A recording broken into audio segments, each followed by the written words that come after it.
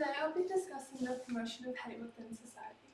As a team, we've been exploring the problem of an increase in hate speech and hate crime and the range of impacts this brings to populations worldwide. Firstly, let's establish the problem.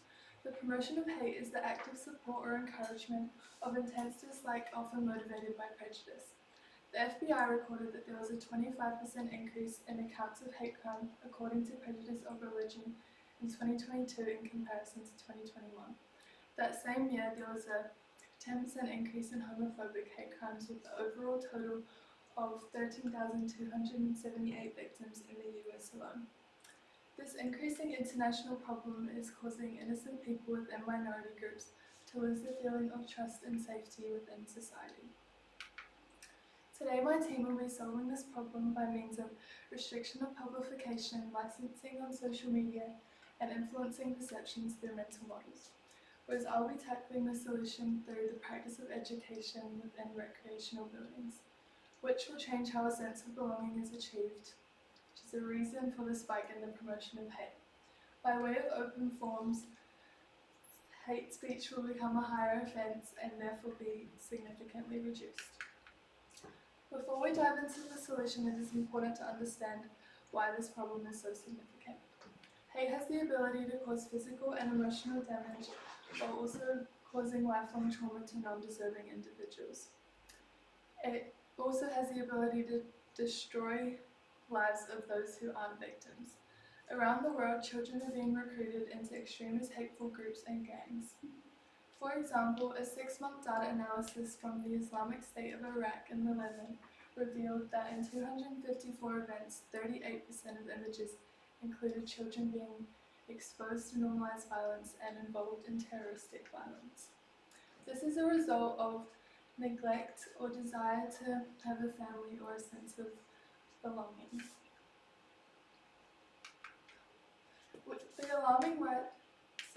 The alarming rise in global hate crimes, shown by the 17% increase in overall hate crimes in the USA in 2023, emphasizes the critical issue in our society.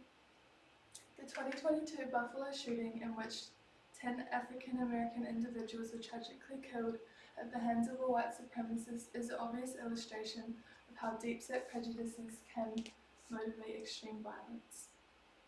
This displays not only personal and communal losses, but also a wider systematic issue that calls for effective strategy immediately.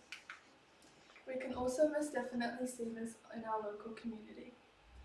Racism and homophobia fuels thousands of hate crimes yearly in New Zealand, with a total of 2,000 Asian people as the victims of 7,000 crimes committed in 2022. A recent attack in September this year highlights this aspect of our society. An Auckland bus driver was racially targeted, physically assaulted, and labelled as a servant simply while trying to do his job.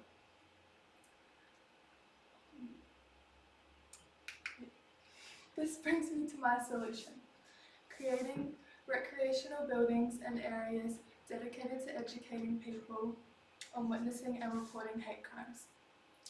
This will also provide areas to safely report hate speech to and bring a change to bias.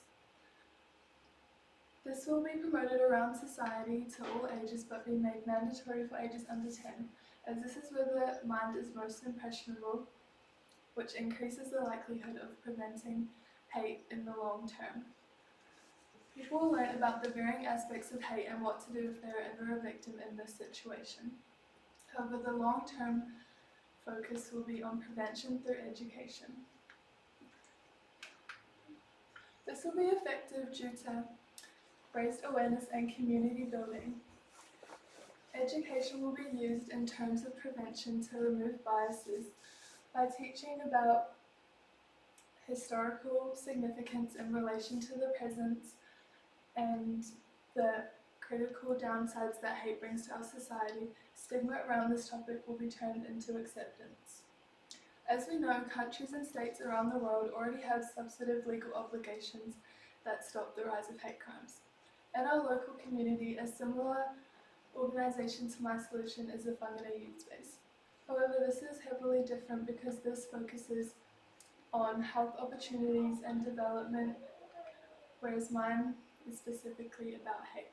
This organisation is also only open 3 hours on weekdays and only accepts 12 to 24-year-olds. In conclusion, it is unlikely to ever completely eliminate the promotion of hate. However, with aspects of mine and my teammate Addison's solution, a strong education force would be able to remove the promotion of hate, but I've still decided to choose my solution as it will provide a first step in reducing the promotion of hate through education and removing biases. Thank you for listening.